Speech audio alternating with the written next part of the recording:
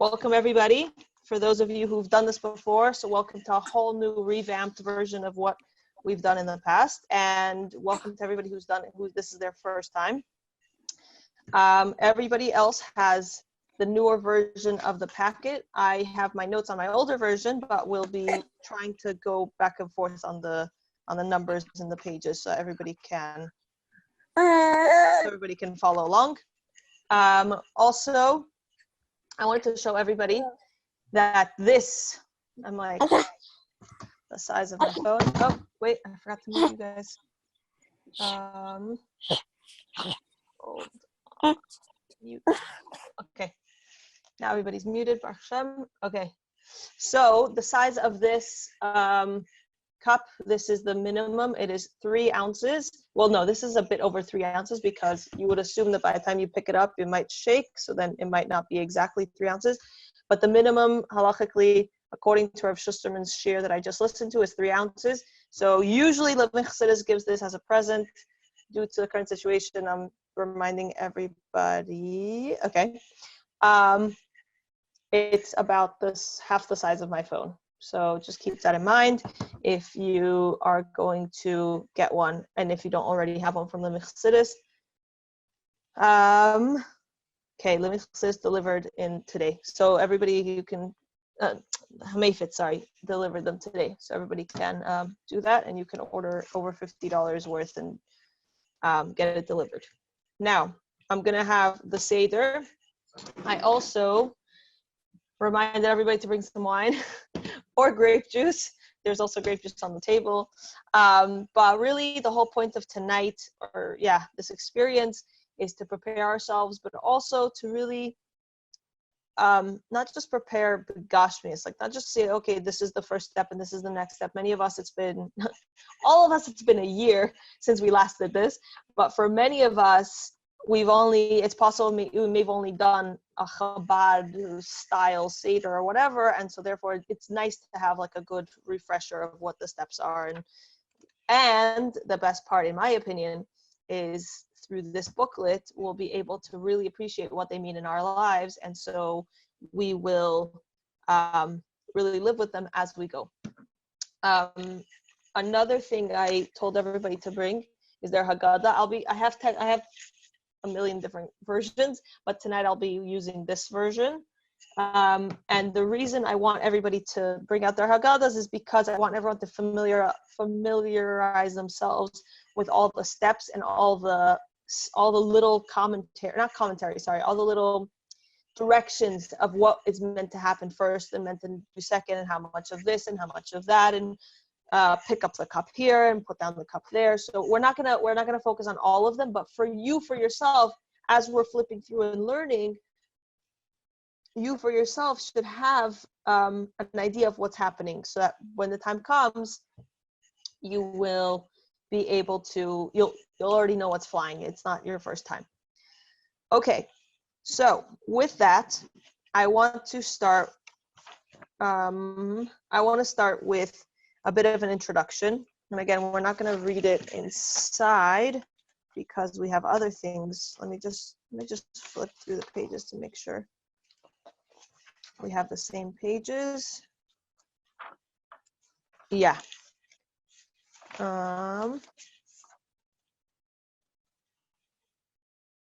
Yeah, okay, perfect. So we have the same pages, we have the same stuff, it's just not the same in the same page number. So that's, yeah, perfect. So here's what we're gonna do. I'm gonna give a summary, a very short summary, because most of these concepts you have heard before, and if not, most of them I actually discuss in our mimer every class every morning. So if you have any questions, you can definitely watch the mimer classes. Each of them is about half an hour, so they're very easy and digestible and easy to catch up on. Okay, so we want to start by discussing this idea of Pesach. What is Pesach? Pesach, and in order to understand Pesach, we have to understand where Pesach comes from. So everybody knows, I hope everybody knows the story. Many, I don't have an exact number of how many years ago, the Yidden were enslaved in Mitzrayim, in Egypt, and They were tortured in so many incredibly painful ways. And after Hashem told Moshe to go back in and to take his people out. There was a whole bunch of plagues, which we will discuss at some point tonight. And after those plagues, they were finally taken out. So it's this concept of leaving Mitzrayim, leaving Egypt. So in order to understand this in a deeper sense, we have to understand what Mitzrayim represents. And Mitzrayim and Mitzrayim are connected. And a Meitzar, the essence of that word, is boundaries and limitations. And so, okay, so we have to understand that our job tonight, well, the Pesach Seder, but our job tonight in preparation for the Pesach Seder is to really figure out what are our boundaries and limitations, because Chassidus explains that every single year when we reach the point of Yetzias Mitzrayim, or we reach the point of whatever holiday, this really happens in every single holiday, that the essence of what's meant to be lived in actually happens that day, that gets relived. And so on Pesach, we have this incredible power, spiritual power, where Hashem says, today you guys can leave your limitations. You guys can leave any constraint. So, just like everything in Judaism and everything in Yiddishkeit, we have two parts. We have the actual body, which is the things we do, right? We have the halacha of how much to drink and the leaning or not leaning, and whether to wash with a bracha or without a bracha, or what the steps are, etc. And there's also the soul of what's meant to be happening. What's the deeper essence? What's the message that Abish is trying to give us through these actions? So the beauty that we're going to get into today is joining the two. We're going to try and balance the two.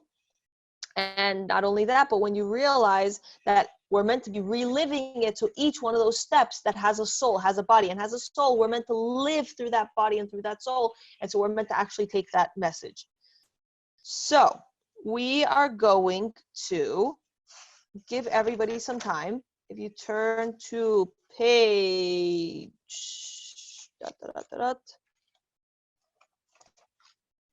Okay, if you turn to page 7 on your booklet, it's called Pre-Seder Exercise. Okay, so take out your Haggadah or your piece of paper or whatever, somewhere where you can take some notes. I'm going to give you 1 minute to go set yourself up with a Haggadah or your piece of paper. And while you do that, I want to discuss the aspect of the Seder, right? So we're talking about Yetzias Mitzrayim, leaving our limitations. And it's very interesting because the Pesach Seder, Pesach is representative of jumping over, right?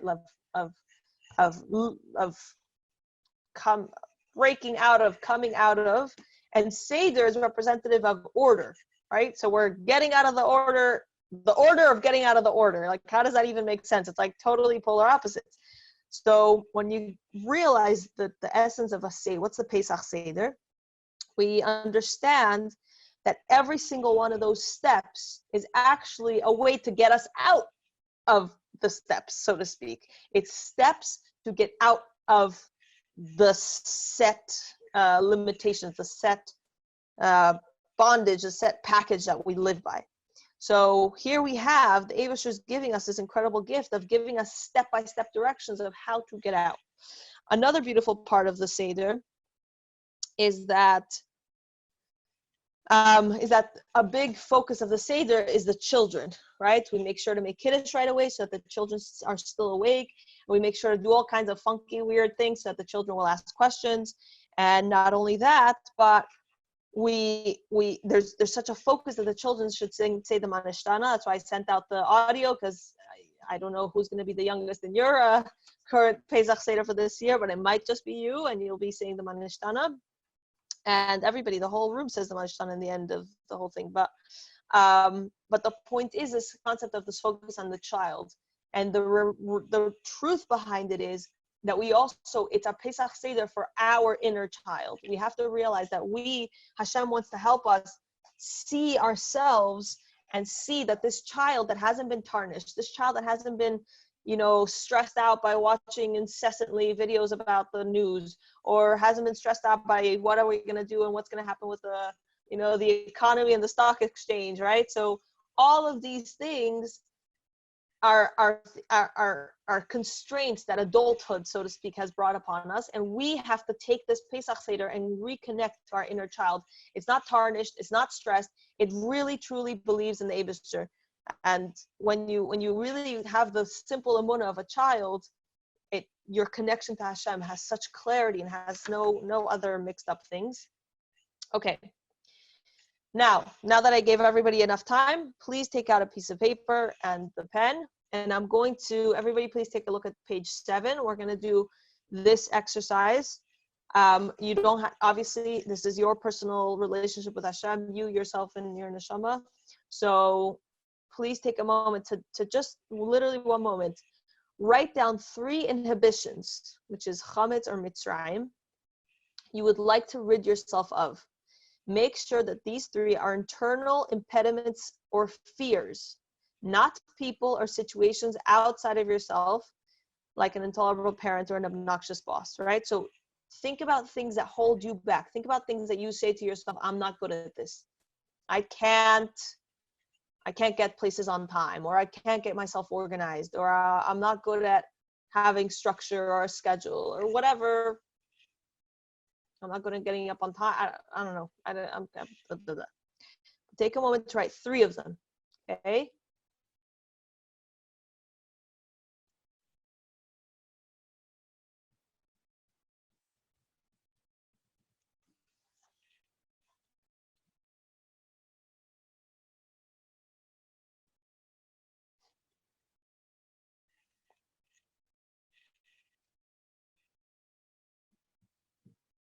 Okay.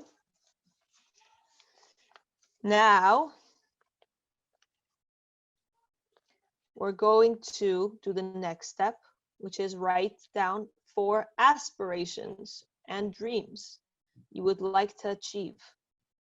4 areas, like the 4 cups of wine, in which you wish to celebrate freedom. Here too, focus not on the means, like making a lot of money, but on the end, meaning what's the end result? You don't want to make a lot of money just to have a lot of money. You want to make a lot of money so that you can fill in the blanks, or something that's an accomplishment that you want to achieve.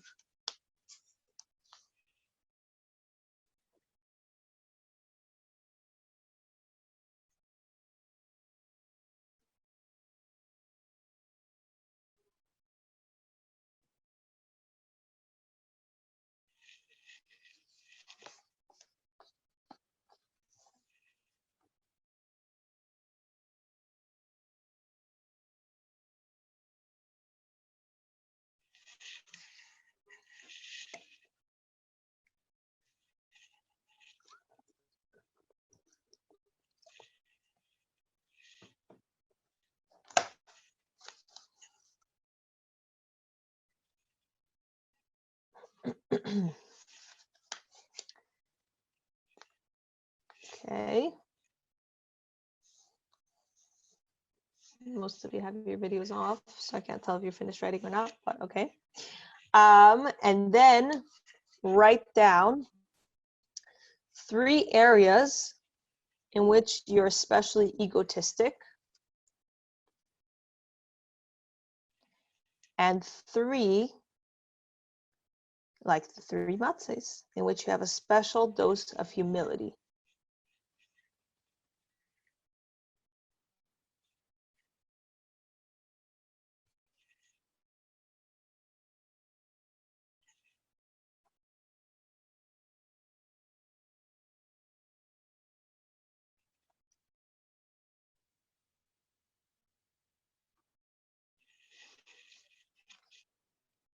Example of egotistic.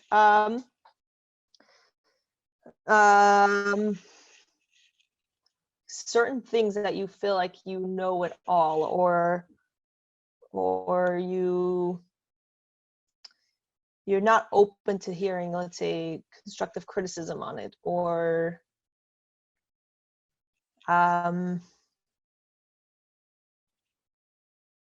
areas in which you, I guess you don't care to hear other people's opinions or other people's perspectives on it, or you feel,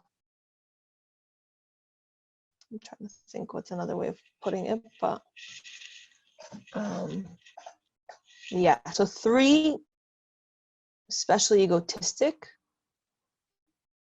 Another one would be, another way of looking at it might be that it's areas in which you don't feel, I feel like it's like a sensitive topic or something that you don't feel comfortable allowing other people to, bring it up or discuss it, or I don't know, maybe not even, but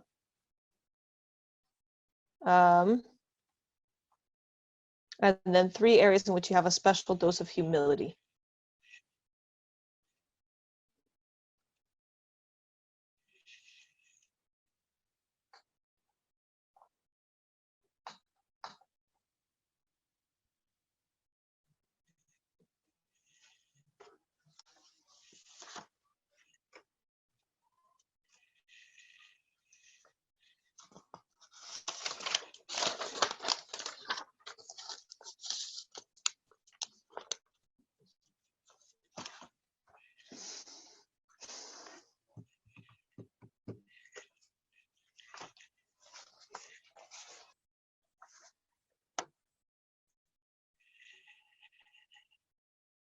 Yes, there's 2 separate things. 3 egotistic. All right, so 3, and 3 humble. Just another separate 3.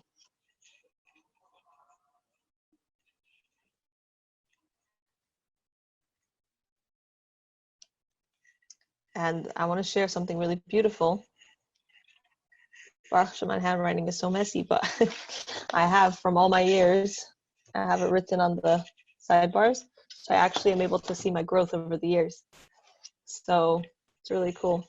It's like, wow. And other things I can tell that I still need to work on them. So it's also really nice. Okay. If you haven't yet finished, you can take some more time between now and the Seder, or between now and when I speak about the Seder plate. But we're gonna start. Okay. So the beauty, I can't, the beauty in the Seder, as we said earlier, yay, I'm glad you're enjoying it. As we said earlier, the beauty in the Seder is that there's a body and there's a soul. So I can't promise I'm going to know every halacha about everything, but I did try and prepare a bit of stuff to keep a heads up of. So before Pesach begins, we should, by the time we light candles, Pesach night, the table should be set. Everything should be ready for the Seder. That's one of the reasons why when I did the prep class, I said, be finished cooking by the day before. That way you have that day to take care of yourself, Begashmias, take care of yourself, Baruchnias. There's davening to be done. There's whatever level of burning chametz is being done in our community or wherever community you're calling in from. And just have in mind, there's a lot of stuff to be done the day of, like the right before like that whole day before candle lighting of Pesach. So please, please, please have all your cooking and whatever preparations done beforehand, so you can really use that time to focus on what's really important. So the only thing that so right before candle lighting or before candle lighting, you should set the table as beautiful as you can possibly manage. And the only thing that should not be set is the actual kaira. You should not put together the kaira, because in Chabad Minhagim, or the way Chabad does it, is that we do the kaira, we organize and put together the kaira as part of our process.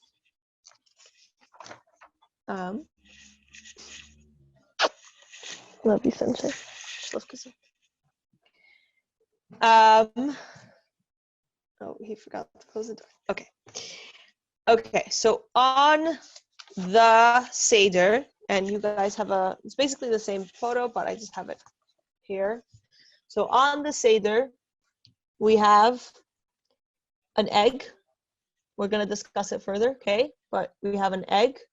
We have, the Chabad minhag is to use a chicken's, whatever, I forgot the name of the bone is, but we need to have in mind Chicken to buy neck. one of those. Chicken? Neck, shank bone. Neck, thank you. Yeah, so technically other people use a shank bone, but we use the neck. And it should be as burnt so that there's a drop of meat, but that meat should be burnt. So you don't expect to eat it. That's the essence of what we're trying to do. In the middle, we have maror. And then we have the karpas, which in Chabad we use an onion or a potato, but according to the Rebbe's preference, it is best to use onion. And then we have the charesis, and in the Haggadah that has like a little recipe, it's like pears and apples and nuts. I'm pretty sure that's it, according to the Chabad. Again, other people do a lot of different ones. Don't mix the wine in yet, because mixing in the wine is going to be one of the steps later on in the Seder. So just keep it, the apples and the pears and the nuts by themselves. And then we have the chazeres, which I don't know why they put that there. Whatever, why that picture. They didn't even change it on here. But technically it looks the same as the maror little sandwich that we do with lettuce and maror, the actual like horseradish inside. So we do another one here because then afterwards we're going to use it for the okay. Oh, and this will all make sense soon. We have the 3 matzahs. So in Chabad minhag, what we do is we build the entire kaira, the entire plate, on top of the 3 matzahs. So the minhag for us is to put, for some people who buy the actual kaira, I actually have, I didn't take it down for my Pesach like stuff yet, but I have like a plastic one. I think we used it last year when we did the Mock Seder. I have a plastic one. So some people buy like a real fancy one, but if you want a plastic one, and then you put that under, then you put a matzah. I mean, for anybody that doesn't have like a matzah, full matzah cover situation, so what you do is you put a matzah, then you put a spread out open napkin. You put another matzah, a spread out open napkin, another matzah, and a spread out open napkin. Okay. Now, it gets a little tricky because if you don't have a physical like matzah bag, I forgot, it's like a plastic bag with a cloth inside with all the little slots in, right? I don't know if anybody knows what I'm talking about, but anyway, if you don't have that, then it makes it much easier. Sorry, if you do have that, it makes it much easier because the top is still plastic, and so even if certain things drip through, do you call it a kaira? I think the kaira is the plate under. I think the matzah is like a matzah cover bag thing. Anyway, so then you put the plate, then you put the stuff on top. So the Rebbe used to, yes, Dekel, thank you. The Rebbe used to put all of his things on napkins. I'm going to share with you, I actually just found anash.org today had an incredible article of this guy who does like really short, beautiful videos on each of the steps of the Seder and how the Rebbe used to do specific things. So the Rebbe used to actually put it on napkins on top. So if you're going to do that, I would suggest maybe to have I guess I would speak to, I would assume that it's perfectly fine. And again, I'll double check. But to have also like one of those gallon Ziploc bags and put that on top of the top matzah. Put a gallon Ziploc bag, that way nothing seeps through from whatever, let's say, try and keep everything as dry as possible, but nothing seeps through. And then you'll be able to build, what is she showing? I don't see it. Okay. Try and put it on top so that it doesn't seep through and it doesn't make our matzahs wet. Okay. Now that we did that, let's look at okay, so now we did the body of the Seder plate. Now let's discuss the soul of the Seder plate. So I'm going to go through it quickly. On the bottom, we have the matzahs, which represent the unleavened food of humility that the Jewish people ate as they left Mitzrayim, right? So those are the matzahs, 1, 2, 3. Then we have the shank bone, which we use a chicken neck that's burnt, which symbolizes the Pesach, the carbon Pesach, which was done in the Beis HaMikdash. I'm actually reading an incredible book with my kids of this boy. It's called Naphtali in the Beis HaMikdash. It is so, so, so beautiful. Strongly suggested if anybody wants a Pesach read. And this little boy goes to the Beis HaMikdash and he talks you through all the stuff that used to happen there. That will mitzvah happen very soon, starting tonight. Then we have the hard-boiled egg, which is the chagiga, the festival offering of the Beis HaMikdash, and which was also roasted and eaten at the Seder night. Then we have the maror, which represents the bitterness and harshness of the slavery which the Jews endured in back then. Then we have the charosis, which represents the mortar used by the Jewish slaves to build Egyptian cities. And lastly, we have the karpas, which, when you reverse the spelling of karpas, it symbolizes samach perach, which alludes to the 60 myriads of Jews subjected to harsh labor. So all the Yidden are all, it's actually funny, Chassidus had a whole beautiful discussion about it, how we all had to be mushed and shmushed, and all of us together got tortured, and now we stick together as Yidden, and we always stick together into one whole. Oh, sorry, I'm talking about the wrong thing. He did talk about it then, but anyway, moving on. Karpas. So the next level is that each one of them, which we'll discuss quickly, each one of them represents, as you can see, the count adds up to 10. So each one of the 10 represents a level in our psyche, in our spiritual makeup, I mean. So we have Chachma bin Adas, which are the 3 matzos, which they're the ones that hold everything up, right? They're the one on the bottom. Then we have the Chesed, which is the Zroya, the hard-boiled egg, and each one of them represents something else, which we'll discuss in a minute, okay? So all of them represent, according to the Arizal, he teaches us that's 10, so it's also the 10 spheres and the 10 koiches inside of us.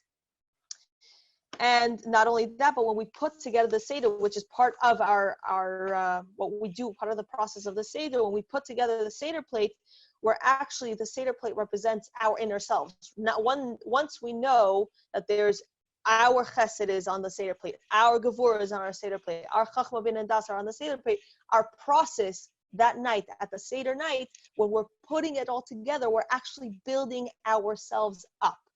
So keep in mind how powerful it is, this process of building yourself up, and say, okay, now I'm putting in my chachma bin adas, and look how beautiful these are.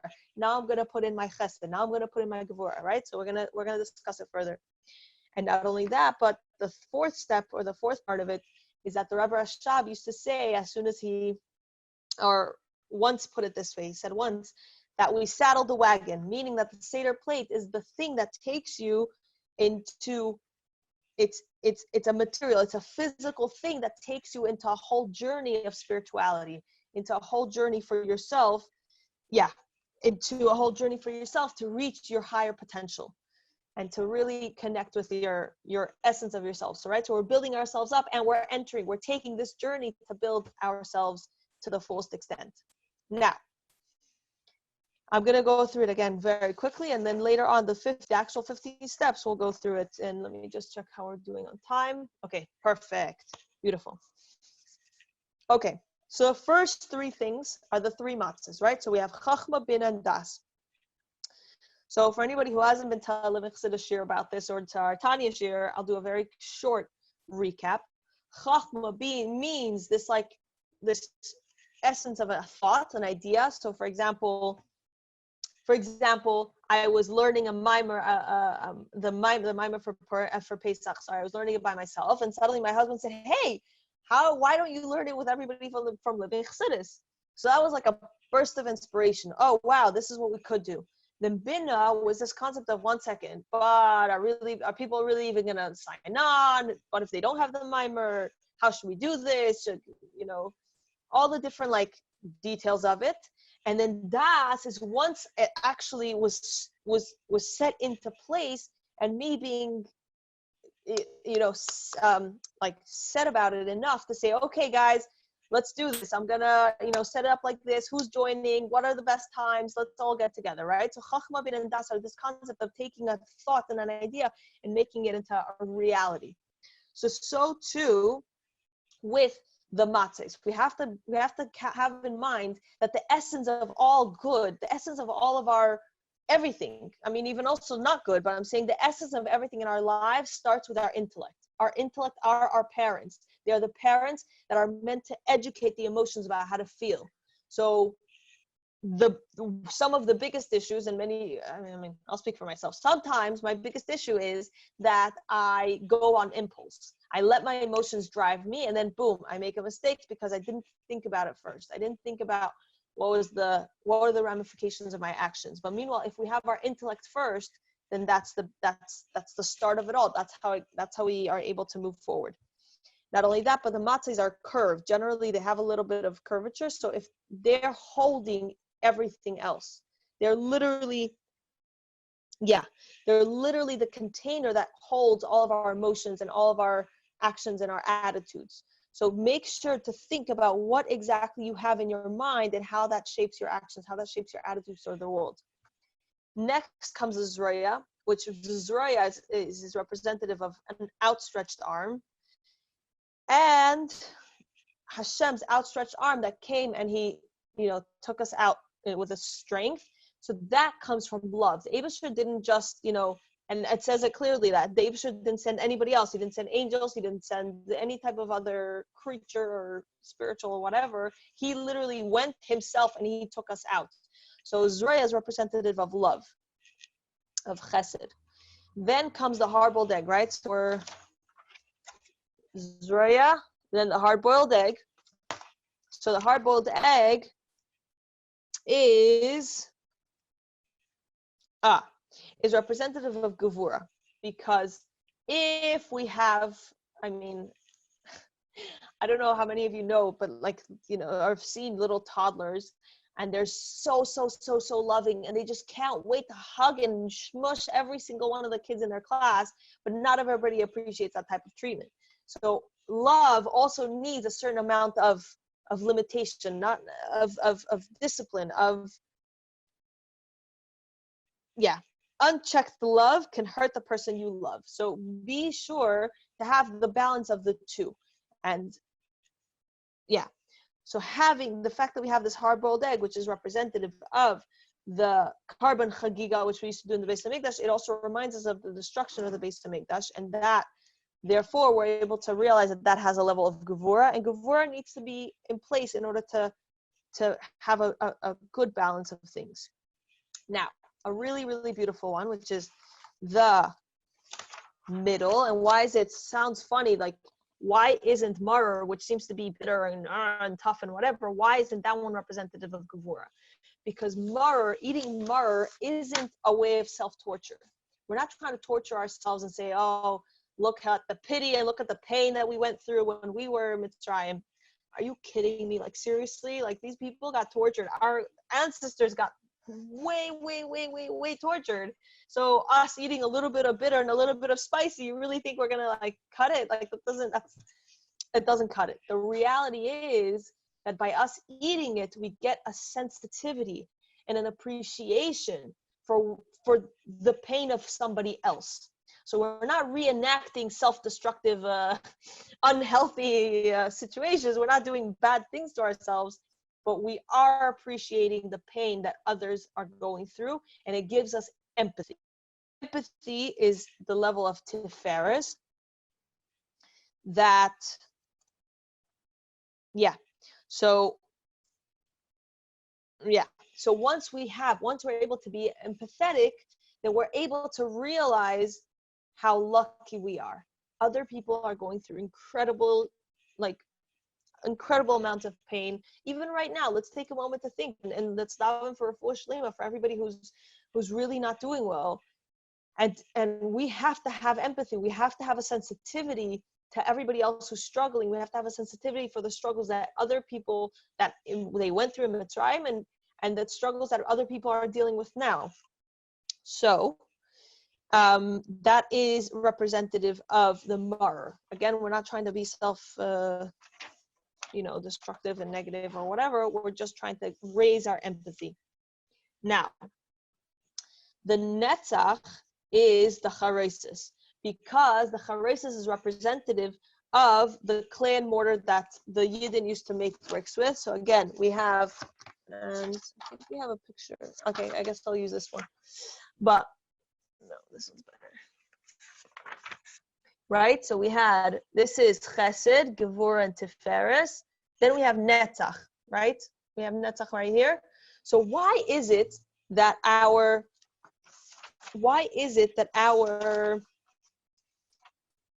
charesis, why is it that our charesis represents this concept of Netzach? Netzach means endurance, means when something comes to beat you down, you stick through with it. If something says, you know what, somebody recently asked me, what if I took on a achlata and I was really bad I took on a achlata 3 months ago. I was really bad at it for 2 months, and over the last month I finally got it. Should I say, and I actually complimented. I said, wow, the achlata you took on 3 months, it's Baruch Hashem, it's working. And she's like, I don't think it counts. I said, it doesn't matter whether you accomplished it then in the whole 3 months. It's the fact that you're doing it now. You have the endurance to work through 2 months worth of the Yetzer Hara winning, and now you're winning the war. So have that endurance that whenever there's a challenge, whenever there's a struggle, you have to keep pushing through. You can't let it hold you down. So 1 second, why is it that charesis, which is the mortar and the bricks, equals netzach? Because we realize and we learn that when the more the Yidden got tortured, and the more the Yidden got hurt and what's a good word for it? But like they got tortured essentially. The more we succeeded, the more children we had, the more we fought for our Yiddishkeit, the more strength it gave us. And a lot of shluchim say that the more they have struggles in their shluchos, and the more they feel like they're the only ones that stick out, the more endurance they get, because they are the ones that have to represent something. So too here, we have to realize, we have to remind ourselves that no matter how much we get tortured, whether it's by Yetzer Hara or by other different things, we have to have the endurance to keep going. Now, the vegetable, which is the karpas, represents humility. Why? Because it grows so low, it grows within the ground. It doesn't grow up above and looks beautiful and all the gorgeous trees that are blooming now, which a loving reminder, whatever is your shitta about making the bracha right now during our current situation, but loving reminder that it is Nisan and we are meant to make a bracha on blooming fruit trees. But anyway, a karpas, on the other hand, a vegetable, grows underneath the ground, and so therefore it represents humility, which that humility actually needs to balance the endurance. Okay, so we have to have that balance. If we were going all gung-ho endurance, then we might just truck through other people, and we might just say, okay, you're in the way of my endurance path. And so therefore we have to also have the humility and say, 1 second, and humility doesn't mean self-destruction. Again, I want to clarify. Humility means, what does the Eibusher want from me? If this is a path the Eibusher wants from me, so therefore let me do it in a way that the Eibusher wants it from me. So if somebody is in the path of your endurance, so to speak, so what does Hashem want? How would Hashem tell you to handle this situation, right? So we have to always remember to be a mensch. And that's why, as you'll see, they balance each other. Just like Chesed and Gevurah have to balance each other, there's Netzach and Haid that have to balance each other to make sure that we're all in balance, okay? And then we have the Chazeres, which is eaten, which is the maror sandwich, which is eaten within the sandwich. So it's matzah, then that maror sandwich, and then the bottom matzah, right? So this represents bonding, and I think this is one of the most beautiful aspects of what's happening now, that bonding doesn't just come by itself. Bonding requires our work. Bonding requires our efforts. So everybody that's part of Living Chassidus, you've made an effort to be a part of this community, and you've made an effort to be a part of this amazing organization. And your effort is what binds us all together as friends. So too here. We've gone through all these different steps. And because of all of these steps, we're able to bind together all of our emotions, not only that, but also together as a Jewish people. Because of Yetzias Mitzrayim, we're able to carry this together and stick with it together. Not only that, but you'll see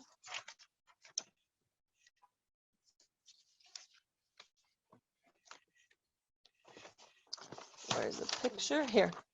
You'll see that the maror, which is empathy, is the same level as bonding, right? So these two connect. These two are, so to speak, giving without restraint, right? Love and endurance balance each other, or have the same style. And the gevura and the hide, the humility, have the same style. And so too with maror, because maror and chazeres, they both represent this aspect of a balance and of giving, of having a sensitivity towards somebody else, and of bonding with them, okay? And all of them are on top of the level of malchus. So the matzahs represent malchus, because what is malchus? Malchus isn't, what's the difference between a king and a president, or a king and a prime minister, right? So king and prime minister, a prime minister gets voted, or a president gets voted, and the president has to put himself on that level, so to speak. And the fact that he's there means we have to listen, so to speak. So the matzahs also, for us, the matzahs are, the kaira in of itself is malchus, but being that we use the matzahs as the kaira, so it's kind of technically both. Yeah, so it's a very good question. What if the matzahs is malchus, then what's chachma bin das? So yes, the matzahs are technically chachma bin das, but at the same time, being that in Chabad we use both as the same thing, so that also represents malchus. So being a king means, and it's very interesting, there's always a talk about this around the time of Rosh Hashanah, when we have to crown Hashem as king. There's a lot of maimarim and a lot of sichos and chassidus in general about what does it mean to be a king, and how do we crown Hashem as king. And the reality is, as we know from Rosh Hashanah, that Hashem takes away his power, so to speak. He puts the world on like autopilot, and then in the morning of Rosh Hashanah, when we blow the shofar, we say, Hashem, we want you to be our king. So in order for a king to really be a successful, beloved king, he needs to be chosen by the people, and the people need to be given over to him. And that requires a level of dignity, which is a level of humility, a level of saying, okay, I'll be your leader because you want me to be your leader. So, with that said, we can understand how malchus and dignity, how this beauty, this absolute beauty of dignity, of being a mensch, of being worthy of other people wanting to be around you, so to speak, or wanting you to be there, or you yourself are understanding how great and amazing you are, that you want to do what's right. You want to be, so to speak, the king, or have that ability to be given over and sensitive to others, and have all the balance of all the things we just discussed, of love and discipline and tiferes and all these beautiful things, right? So that represents the malchus that holds everything in place. Okay, so now that we know all these things, now can you tell how beautiful it is to actually build your kaira the night of the Seder? You're putting together your chesed, you're putting together your gevura, you're putting together your malchus. So this we do when we get to our Seder, our time for the Seder. And now comes, let's take a Yes, I'm very, very, very excited. Let me check the time. Beautiful. Okay, perfect. So we're going to take a moment. Everybody's going to take their grape juice or their wine. And we're going to start by wishing each other a l'chaim, by saying that now that we understand, now that we've set the stage, now we can really, really, really appreciate each one of the steps. Because each one of the steps has the process of what we do, but it also has the soul. It also has the aspect of what it provides for us as a whole. So if everybody wants to take some wine or some grape juice, pour yourself and make a l'chaim together with all of us in truth. Done. This is a like 3.5% Bartenura type of thing. So I'm not saying get drunk, but just a heads up. But I want to make a l'chaim that we should, everyone who needs a refuah shlema should have a refuah shlema. Everybody that has financial struggles should have freedom from these financial struggles. And every single one of us should have the freedom to really turn to Hashem and say, Eibusher, we know this is you. We know you're in charge. And we want you to take us out of the skulls right here, right now. L'chaim, l'chaim to all of us, and l'chaim to being together. And we're going to, as soon as we make the l'chaim, we'll actually discuss Kiddush, and we'll see how this all makes sense. So, Baruch Atan Michal. I'm very priya.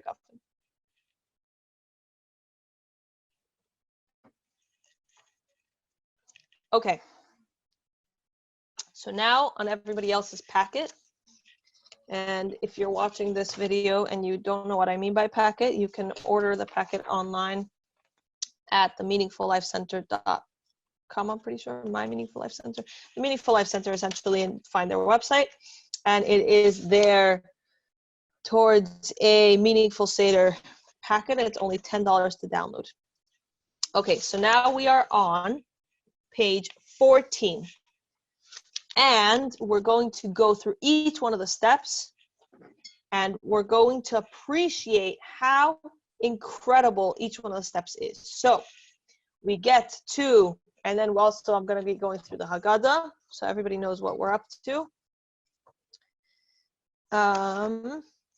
Okay, so we walk from our shul in the hallway or our shul in the other side of the room. We walk to our Seder table at the table, and now we can begin our Seder. So the first thing we do as part of the Seder is we sing all the steps of the Seder. If you don't know the song, or you'd like to learn the song that the Chabad custom is to sing. So I did send on our WhatsApp group, I sent the link to all the songs, and it is very beautiful, but I will not sing it. And we say all the steps, and so we say all the steps. That's thing number one. We set the kaira, and then we start by saying all the steps. Then we reach the point of Kadesh, right? It's the first step. Again, our Kiddush cup should be a minimum of 3 ounces. Not only that, but it is best, and this is something very, very, very important to keep in mind, it is best to drink the entire thing in one shot, okay? So that's why it's ideal to have a cup that is about the size, because you don't want to have to drink all 6 or 7 ounces of like one of those ginormous Kiddush cups that some people have.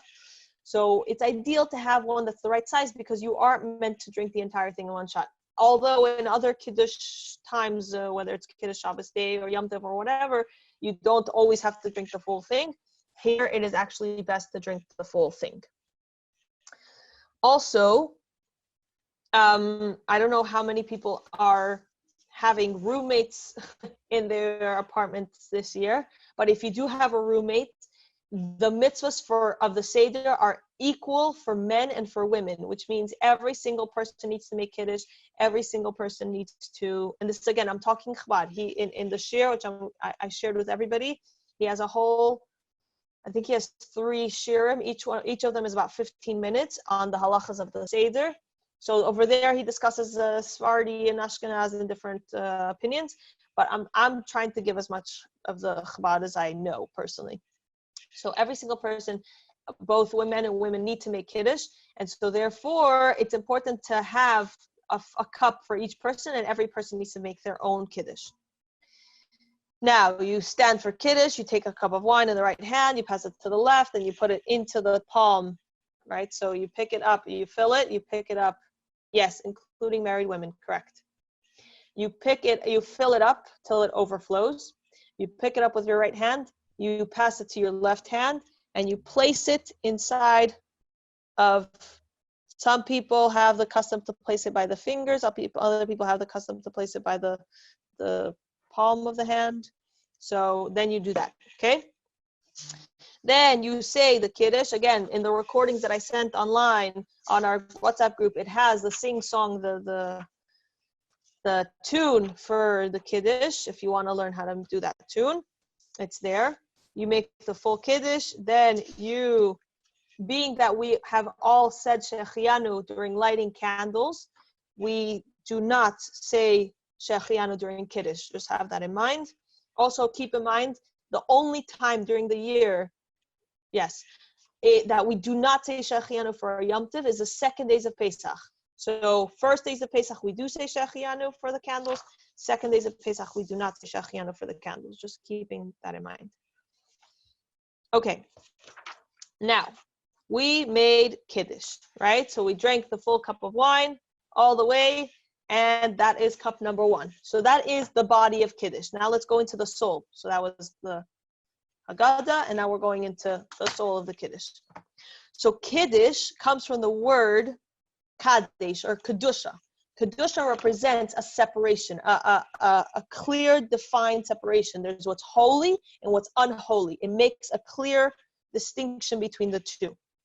So every step, at every moment that we begin a new process, we have to make a separation. From something as small as a separation from being asleep to being awake, there has to be a point we make a separation and say, okay, now, and I know many of us like to snooze in bed, but the reality is that we have to make a conscious point where we say, from this point on, I will choose to be awake, and from previous, I was asleep, right? So every new step, every new process requires a step of separation.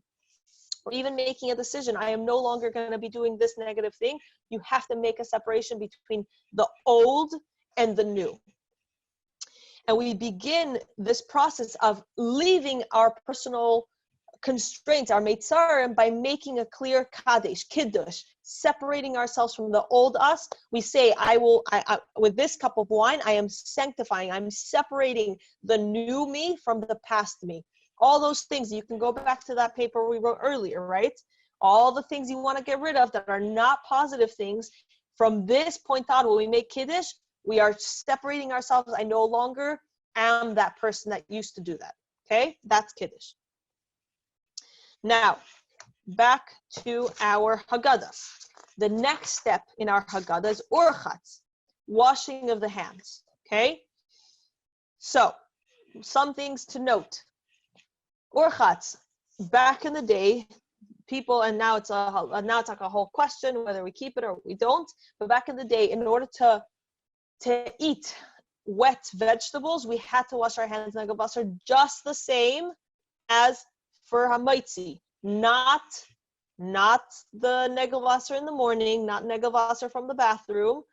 Hamaitzi. So it's 1, 2, 3, and 1, 2, 3. Now the trick is that we do not make a bracha. There is a halachic question as to whether or not we were meant to or we weren't meant to. So nowadays we still wash, but we don't make a bracha. There are, okay.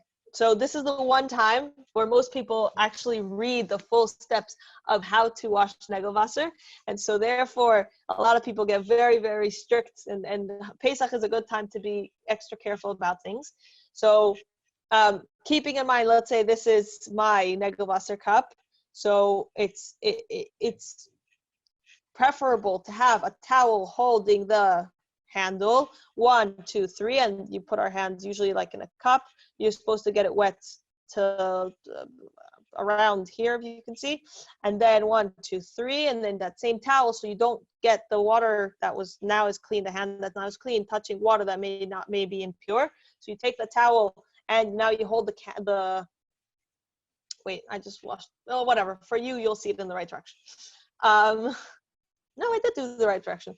Okay, first what's right and then left, and then you do 1, 2, 3, and a beautiful thing which says it in here, and we're actually technically meant to do it all the time, but some of us may not always do it, that we're supposed to, by the last pouring, we're supposed to make a little bit of a cup in our hand, keep a little bit of that water, and then use that water to rub on our hands. So yes, which is then, yeah, okay, then put both hands together, and then this time we dry our hands and we do not say al netilas yadayim.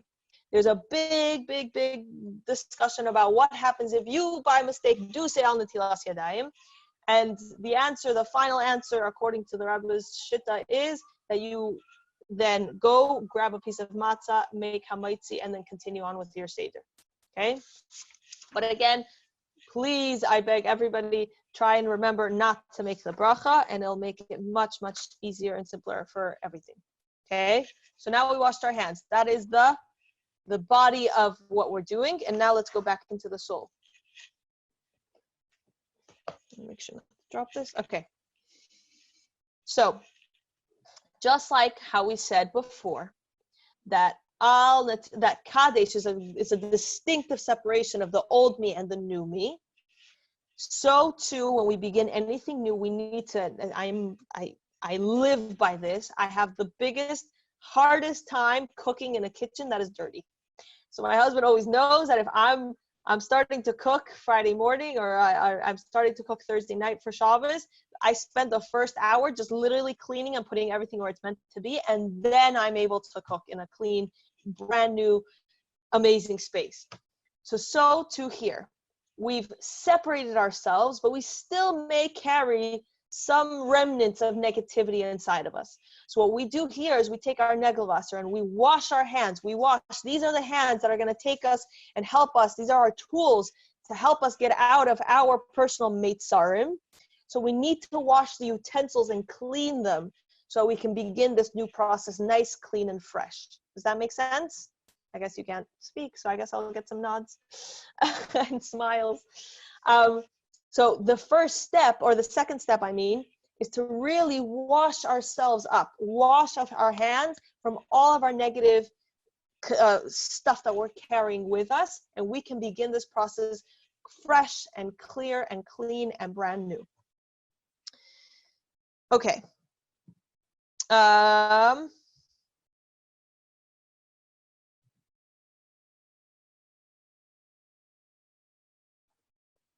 Yeah, okay. So another concept is, and there's a very famous question about why there's the and.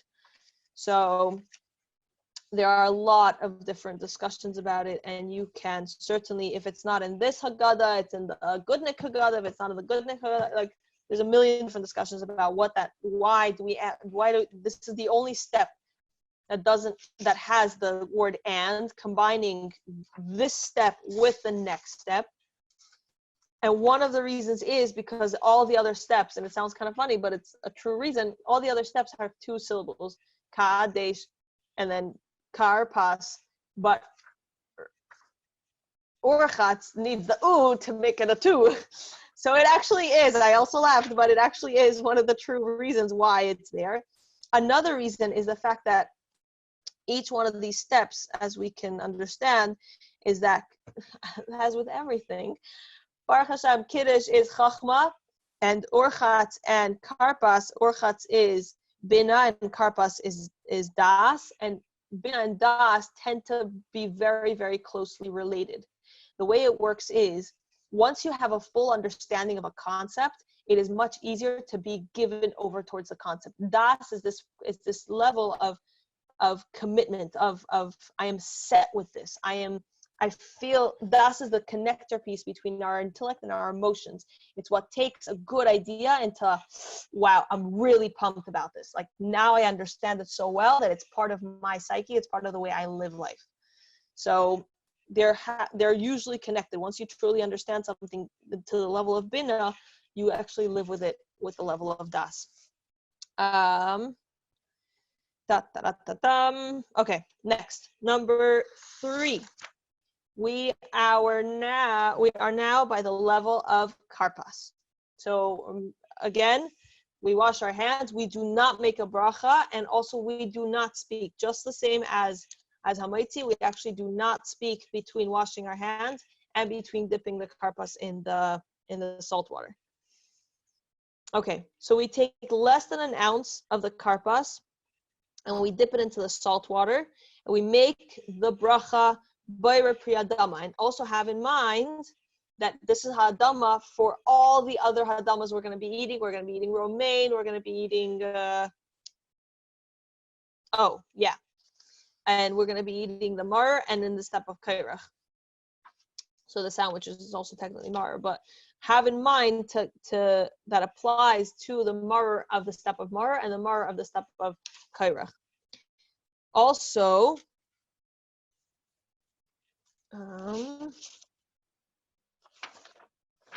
okay, try it's better to have your salt water prepared before Pesach. If you forgot it, so then Baruch Hashem this year Pesach is not on Shabbos, which was a really big issue when it was on Shabbos.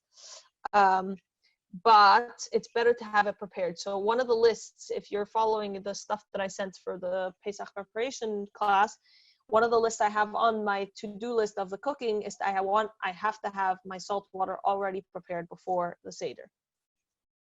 Okay, so we make a Bar Priyadama, and there's also a question about women leaning. I didn't get an answer. I think if I understand correctly, it's better not to. I mean, in general, for Mar, we don't lean, but there's a whole discussion about women leaning. I don't want to get into all feminist situations here, so you can call your LOR or your faraway Rav and ask him about women leaning or what's the shita on it. Okay, so now that was the body of karpas, and now we're going to discuss the soul of karpas. So karpas is one of the levels of karpas, is this one of these strange things we do to arouse the children and the child inside of us to say, what on earth are we doing?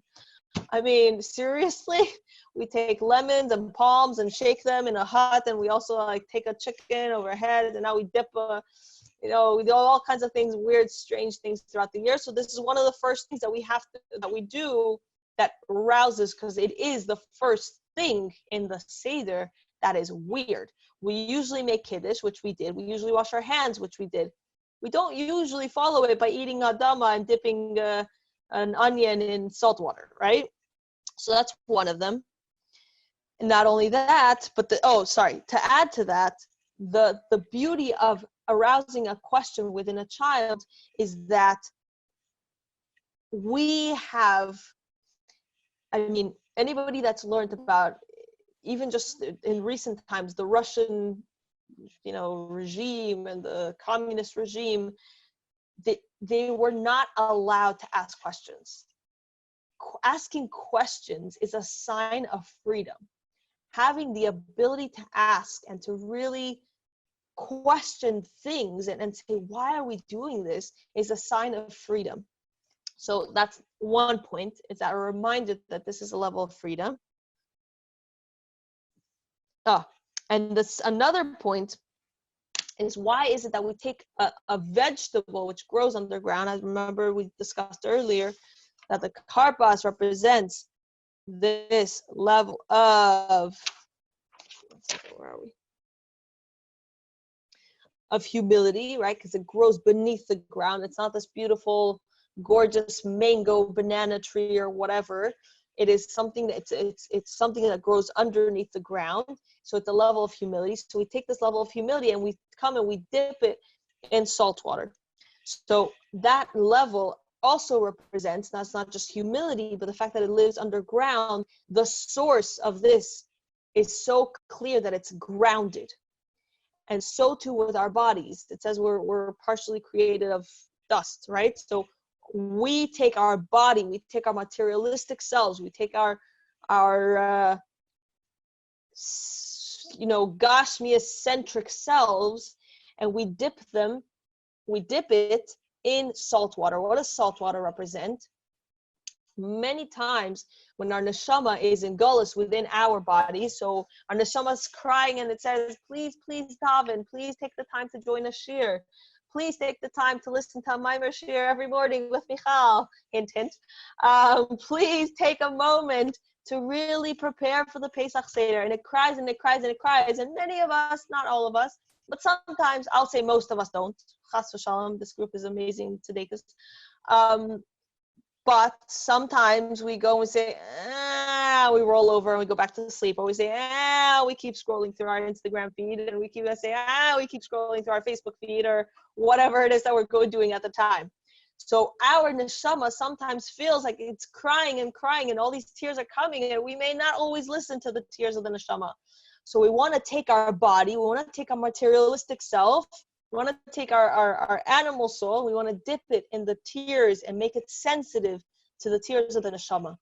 Our neshama wants to lead us to good things. We need to remind our body, we need to remind our conscious selves to listen to the cries of the neshama and really follow it. And again, remember, we separated ourselves from our negative traits by making kiddush. And I can almost bet and say that all of our negative traits come from a level that is not godly. Godliness doesn't lead you to negative traits. So therefore, we separate ourselves from that. We have to cleanse ourselves and remove that past. And now we have to create a sensitivity for the good. We have to create a sensitivity for the cries of the neshama and set ourselves in the right path. Okay.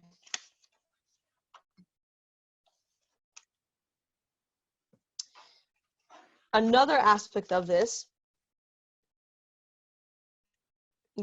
I kind of spoke about it already, but another example of this is how much we are reliant on our Gashmias needs. So many of us, and it's normal, don't get me wrong, but many of us are pretty bummed, myself included to a certain extent, that our Pesach this year is going to be different than the Pesach we were hoping and expecting for it to be. And we just have to be sensitive and realize that as much as we can be disappointed and we can daven, and that's part of the thing about Galus, that you shouldn't get stuck on the disappointment, you should daven for change. But the reality is that we need to make this as a push, as an impetus for positivity. We should make this as a push for creating the Seder that we want, the Seder experience that we're hoping to make. And so again, we need to take this negativity, this materialistic aspect, this earthy aspect of ourselves, and say, okay, I'm going to dip it into godly perspective. And if you need some help with that, there's also Positivity Bias is an amazing book, a good thing to dip your vegetable into, that mindset. So keeping that in mind. Okay.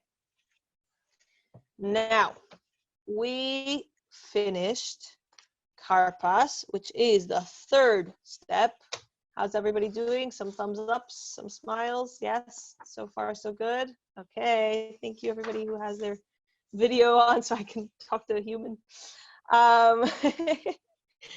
Okay, so the next step is Yachatz. All right, so Yachatz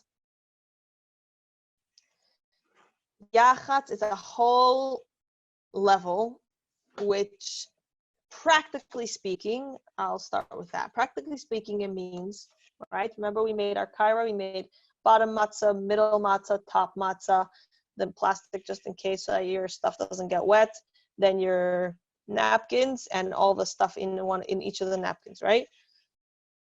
When you have that in mind, we have to, by Yachatz, we have to slide out to a certain extent. Again, okay, well here it says very clearly, don't pull it out, but you put your fingers in between, you grab the middle matzah and you break it in half, okay? So preferably one larger than the other. We've had many Pesach Seder where for whatever reason, Hashem wanted to be basically exact. And then we spent like a few minutes trying to figure out which one's bigger, which one's smaller. So that could be fun.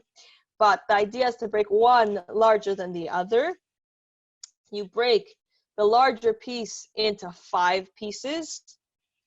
Then you wrap it in a cloth. So some people, my kids, for example, made a afikomen, or usually do. I will probably use one from last year. Make an afikomen bag. Or you take another big, large napkin, which again, hint, buy large napkins for Pesach. Put it in the large napkin and you wrap it up on all sides with the napkin. And then you set it aside. Generally, the minhag among men is that they take their kapata or whatever, they put it in there, or they put it somewhere on the side of their seat, and you set it aside, and you then will eat it later by the afikomen, as the afikomen. Meanwhile, the smaller piece remains between the 2 whole matzahs. So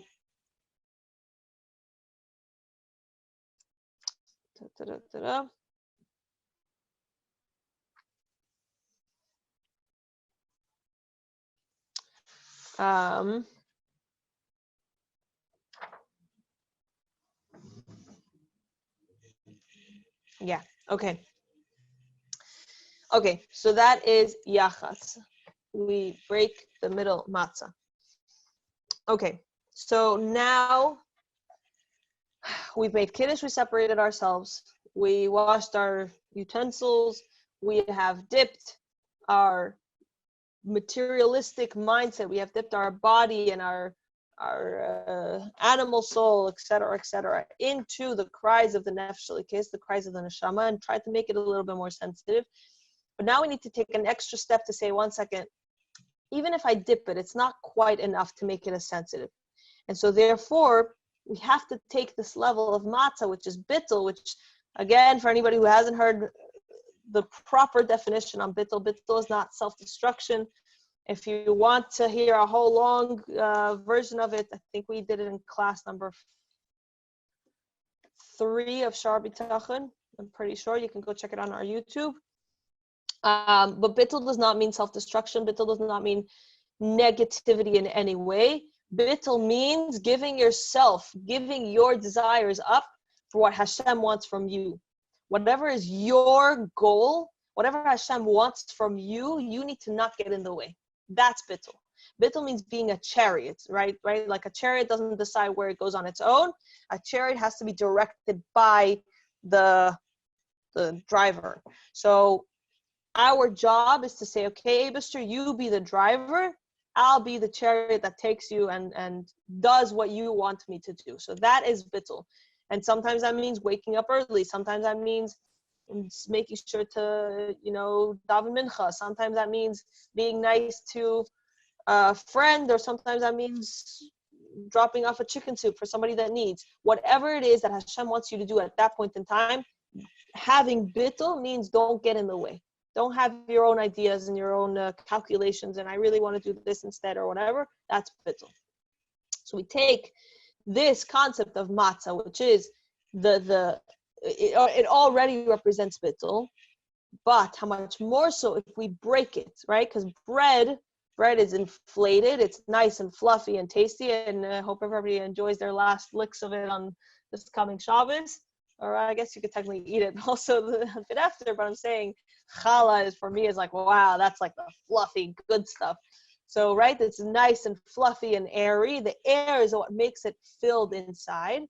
And instead, matzah doesn't have that air. And air represents ego. Air represents an inflated self, an inflated sense of self. So we have this matzah, which is flat. And we come and we take it and we break it. So we make sure that our bittul is true. Our bittul is really an essential bittul. It's not just, I want to be bittul so that people can see me having bittul, right? So I'm not, it's interesting. Some people, and there's different levels, and again, whatever, but if they realize that they're doing something and somebody's watching them, so sometimes they're even more careful to do it extra special or extra nice or extra well. But here, especially many of us will be doing our Pesach Seder in a different way, not with guests or whatever, but we have to remember that our bittul shouldn't just come when somebody else watches us.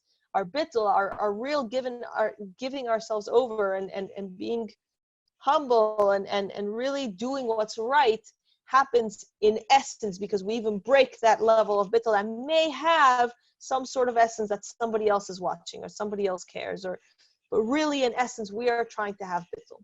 Okay? Now, as with all good things in Judaism, we need to have a step which is all about talking it out. We need to have a step which requires some singing and some discussions on the past and some discussions on Torah learning and all good things. And so the next step is Magid, right? So Magid, very, very simple.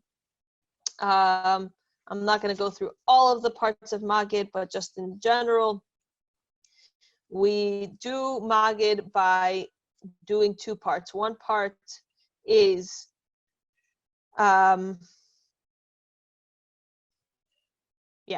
one part is like different discussions on the Haggadah and different psukim and discussions about what would happen and the Matnishtana and all these good things. And another part of Magid at the end is the beginning of Halo. Where is it? Okay, here. So Magid represents this aspect of let's talk it out, right? So with everything in our lives, it doesn't usually work, at least in my opinion. It doesn't usually work to just say, I'm going to chuck out, and by usually I'm like really, whatever. I really don't think it ever really works. Thinking that a negative experience or a negative trait or a negative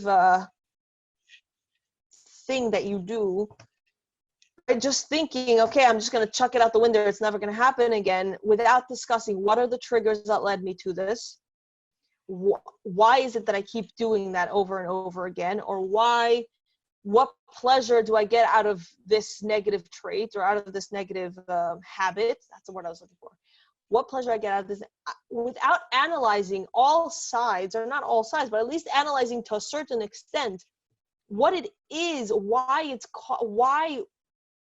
you are doing what you're doing. Without doing that, your choice to change is probably not going to be long lasting.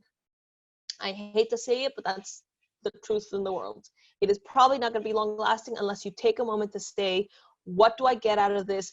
How can I get a positive outcome from doing something that I'm not used to, right? So for example, changing something in your schedule or changing something in your mindset, you have to analyze it. You have to think about it. You have to think about where this is coming from.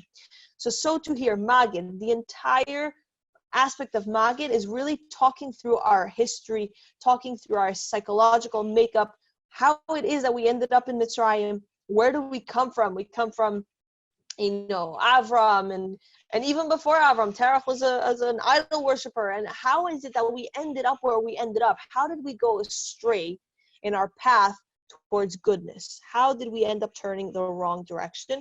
And not only that, but Magid also brings up, one second, the Eibusher's in charge. The Eibusher's the one that, if it wasn't for him taking us out, and again, for anybody who doesn't realize, I'm kind of quoting different parts of the Haggadah, but if it wasn't for the Eibusher taking us out, our children, our children's children, our children's grandchildren would still be in Mitzrayim. So again, we have to realize that Magid isn't just like babbling a bunch of Hebrew stuff and singing a few songs that you remember from childhood. Magid is really taking a moment and saying, whoa, how did I turn left when I was meant to turn right? Right? No, but that's the reality. Magid is telling our story, telling how we got here and analyzing how we're going to turn out of here. And the answer is always, I'm just going to the broader perspective. Obviously for you, you're going to have to analyze for yourself out of the things that we did in our earlier example, in our earlier, what is it called, test, and our earlier question and answers. analyzing each of them and how did you turn left on those things? How did you end up in this position? So to here, Magid, we're going to analyze the story. And a huge part of it is the freedom to ask questions. And that's another part of Manishtana. We need to ask the question, what is different tonight than any other night? Why do we do these things? And again, in the link that I sent, there is the Manishtana. You can learn how to sing it, the full Yiddish. This Haggadah particularly has the Yiddish, so you can follow along as you practice singing it. It's really, really beautiful. My kids are practicing, and for anybody who has kids, at some point, Mitzvah Hashem, your kids will practice it. And if you don't yet have kids, Mitzvah Hashem, your future kids will also practice it. So it's a good thing to take a look at and see if you can sing it along. But all these things, asking questions, realizing our history, all of that is very, very, very important to get you out of your self-imposed limitations. Now, another beautiful part is the 4 children, and to take a moment during that section and say, okay, what does that mean for me?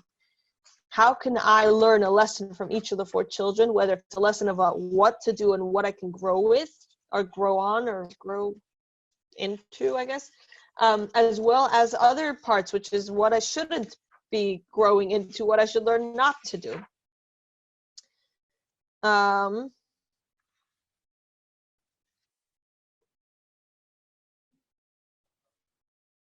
Another aspect of it is that through the Haggadah, we realize that's the same way as Hashem took us out, because it was not a positive situation. So too now, the self-imposed limitations, and not just that, Gullus itself, now is our turn to get out.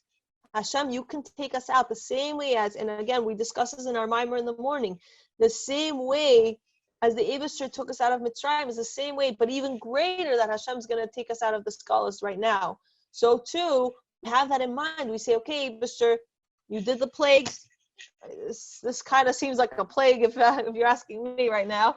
So you know what? Maybe this is one of the plagues. Let's go. Let's get out of here. Like, Hashem, please help us get us out. So we have to do our part by taking ourselves out of our own limitations. But through that, we're also inspiring the Eibusher to take us as a whole out of this Gullus. Okay, let me just check the time. Oh boy. Okay, moving on. If anybody wants, technically speaking, we drink our second cup. Well, first we do a lot of spilling, and again, the Lubavitch custom is not to dip your finger into the cup. Instead is to spill. And we do spill it on, and FYI, reminder to crack a bowl before, don't crack anything real, but just the plastic bowl, crack it so that you have a cracked plastic something bowl, so you can dip it into that. And then be very, very careful with that wine. Don't drink it. It actually, there's like very intense stories of that wine. Some people use it for intense things, so just maybe flush it down the toilet or something. Don't do anything. Don't drink it, and don't leave it on your table. And don't let it spill anywhere either. In my opinion, I've heard some crazy stuff. Okay. Then once you finish spilling, you refill your cup. You say some other stuff, which we don't have time to discuss right now because we're Baruch Hashem doing great. Okay. Now, the most important parts, which again we discussed in our Pesach Mimer in the morning. The 3 most important parts are Pesach, Matzah, and Maror. Oh boy. Okay. Different discussion. We'll get to that comment later.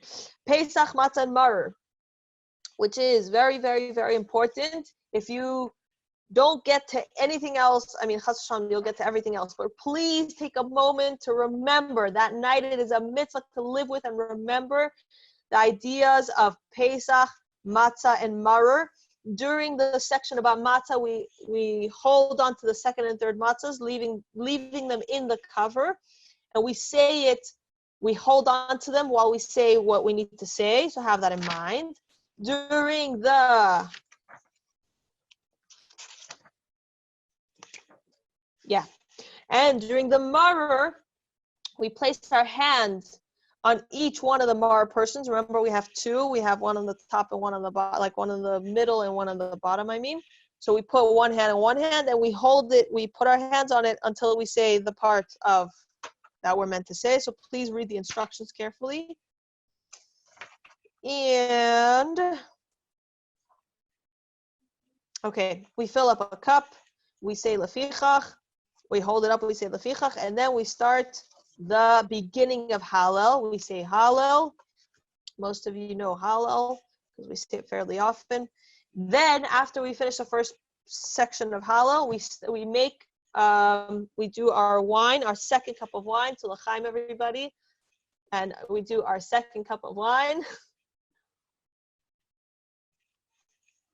Okay, we make hagafen, and that is that. Okay, finished Magid. Now,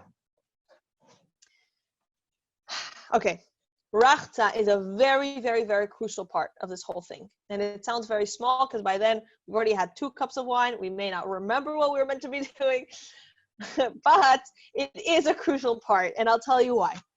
Anytime we go through an intense experience, we go through something that we really analyzed, we really worked through something very intense in our lives, we need to take a step back and say, okay, now I have to make, so for example, let's rewind. Let's say we make a positive resolution to,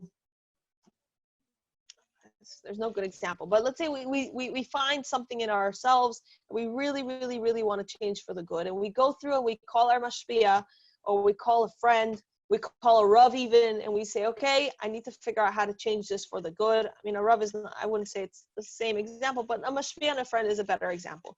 And we talk it out. We really say, okay, this is how it makes me feel, and this is how it bothers me, and this is how I should change, and this is how I should make a resolution for the best. And we make that positive resolution, but we went through an experience of really analyzing it. So when we do that, we need to take a moment again to turn ourselves for the good. And before doing that, we need to wash our hands off again, right? So it's like re-dipping yourself into that struggle, analyzing it, pulling it apart. But by doing that, you could also end up putting your hands back in the mud, so to speak. So rachza is this level of re-washing our hands, re-clearing off all the process that we did and say, wow, now I can enter this level. Now I can move forward with a positive push, with a positive, no negativity coming with me. Does that make sense? Right? So rachza. It is, we wash our hands for matzah, the exact thing. 1, 2, 3, 1, 2, 3. We take the last one, we put it in our hands. This time we do make a bracha on washing. So reminder to make a bracha and make sure, again, it's 2 cups of wine in, so you may want to make sure to read the instructions just in case you don't forget. So make a bracha al netilas yadayim. Okay. I am getting a drop nervous. Give me 1 second. Okay, continuing on. Now, we washed our hands, and again, it means 1, 2, 3, 1, 2, 1, 2, 3, 1, 2, 3. We make a bracha. And, okay, now we begin the process of retransformation, right? So we did this whole process of Magid, and we talked it out. We went through all of our struggles, and we said, okay, I need to get out of this. How do I change it? Now we washed our hands again from that possibility of that mud that may have dirtied us, so to speak. And we take a moment, there we go. We take a moment now to re-infuse ourselves with the right mindset, with the right mentality, which is to eat of the matzah, which is hamaitzi.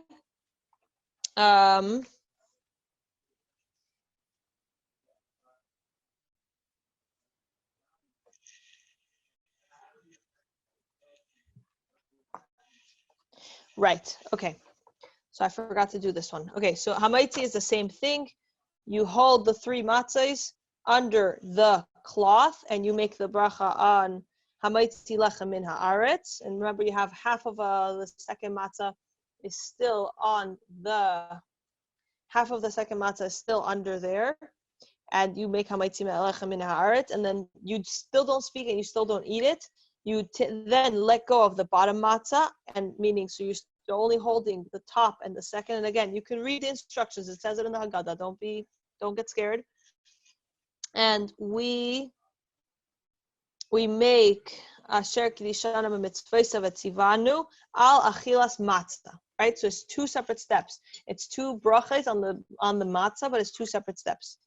Now, what does that mean? What does that mean in regards to our, right? So now we did the body, now let's do the soul. So in the beginning, remember, we took our materialistic selves and we dip it into our materialistic stuff. We dip it into the cry of the neshama. So now we're realizing that we've reached a much higher place. We can really truly appreciate the materialistic aspects of the world, which means we can take that gashmis, which is really the whole purpose of our existence. We weren't put here to go on top of a mountain and meditate for hours. We were put here to take that gashmis and really elevate it, and take that gashmis and use it for Hashem. So here we come and we take that gashmis, which is matzah. The main ingredient is flour, and flour is made in it's just as the karpas was made in the earth, flour is also made out of the earth. So we're taking that and now we're saying, okay, now I can take that and I can elevate it. I have the power, being that I separated myself from my negativity, I have the power to elevate the worldly things into a higher level that now we can take it out of the Mitzrayim. Now we can take it out of this food just for the sake of gashmias, so to speak, right? Also, lechem, hamaitzi lechem min haaretz, lechem, which is bread, also has a shirish, a connection with the word for battle. And a meal, it's very interesting how eating is considered like a battle. A meal is a time when we have to realize and we have to be very conscious that as much as this feels yummy and it's delicious and it's enjoyable for our stomachs to get it nice and full, but the reality is that the whole purpose of having a meal is to be able to elevate the godly spark within the food, elevate the godly spark within the person in the store that gave that stock the food, within the person in the truck that brought it to the store, within the person in the factory that made it, and the person that grew the ingredients, and da-da-da-da-da-da. So we have to fight this battle and say, okay, I'm eating, and this food, I'm elevating everybody who was a part of making this food, but not only that, but I'm also elevating what I'm going to do with this energy. And it's amazing. We've had forbearings about this before in the Chassidus, and it's amazing how many people have said, wow, once I started seeing that, I started seeing food as a fuel, I didn't have any issues with like eating a bunch of stuff that it made me sick, for example, because if I, let's say, overeat, or if I eat things that are not good for me, am I really using this as a fuel for the good, or is it really not such a good thing that's like coming and like bogging me down, making me feel not good? Okay, so the first thing we do to reintroduce materialistic things or the world back into our lives is to make the bracha on hamaitzi, right? Now, the next step is to make a bracha on the matzah, which again, it is the mitzvah of the day. One of the mitzvahs of the day, the only or the main mitzvah that we're meant to be doing, eating-wise, not drinking, eating-wise, is eating matzah. So this in of itself is an aspect of, we have to be conscious of the fact that this, just by us eating this matzah, we're doing a mitzvah. To add to that, we're taking godliness, right? So matzah represents, because now this is the step of actually eating it. We're making a bracha on the matzah, and we're eating it. So now we're taking this godly consciousness, all these beautiful spiritual aspects that we discussed before, and we're ingesting it into our lives. We're taking humility and we're ingesting it into our lives. As we know,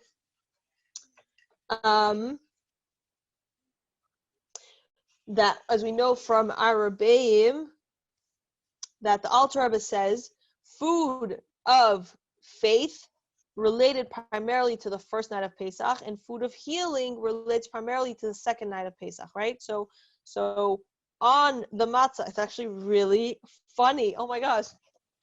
Well, you can't see it, but I see the matzah little teeny tiny little, oh my goodness, that's crazy. Anyway, so the first night when we eat, we're actually ingesting, imagine this, you're taking kedusha, you're taking emunah, and you're eating it. I actually recently just heard, where did I just hear it? A story of the Rebbe. Where did I just hear it? A story of the Rebbe of somebody that came and their child was going through medical struggles, and the Rebbe called the father over. Yeah, they were very, very, very nervous about what was going to happen to the child, and the Rebbe called the father over and said to him, here are 2 pieces of matzah. This is for you to eat, so you have more munah. And this is for your child to eat, so he has healing. And the Rebbe said that make sure that your son doesn't have to wait on your munah to trust in Hashem that he's going to help you in order for him to heal. So make sure that he heal. You have to work on your munah, and you have to eat that piece of matzah for your munah, but your child needs to eat the piece of matzah for healing, because he doesn't need to wait for you to have perfect emunah or have good emunah for him to heal, which is really, really powerful. So all of us should have in mind not just our own personal healings, begashmis, also our healing baruchnis, that we should be more in tune and more connected with our nefesh elokis, but also we should have in mind the healing of every single person who needs a refuah shlema right now. And being that we're going to be having the Seder in Yerushalayim together with everybody, and there will be no need for this, so we'll be celebrating together with everybody. So first day is emunah, and the second day is healing. The Mitzvah Rebbe used to say, healing that leads to faith implies a situation where the person was first not feeling well, the person was first ill, and after being healed, he thanks Hashem. But meanwhile, when healing comes about through faith, through emunah, implies that the person was not ill to begin with. So we need to work on our emunah first, so that we don't even get to the point where we need healing from the Eibishter. And the Frierdiker Rebbe used to say, faith and healing are interdependent. Faith, simple faith, is the elixir for every type of illness. So something beautiful perspectives from our Rebbeim.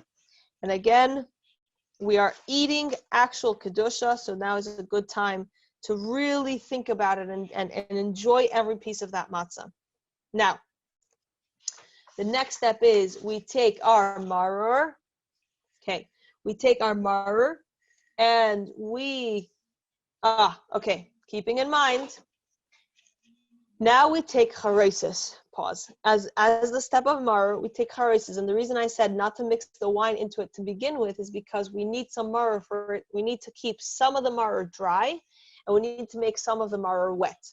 So what the Rebbe used to do is he used to take some of the maror and put it in. You know how when you make kiddush, the plate under has leftover wine? So he used to take some of the charesis, and put it in the leftover wine on his plate, and that is the mar, that is the charesis that we dip our mar into. The reason why we need dry mar is because later on we're going to take the other mar for kairach, and we're going to dip it into dry. It needs to be dry because we're trying to make sure that our matzah doesn't get wet. If we were to dip it into the wine, then our matzah could get wet. Okay, so make sure to have 2 separate, to take from the charesis, put some in the leftover on the tray of your plate of your kiddush cups. That one has wine, and leave the rest dry for the kairach sandwich. Okay, so this level,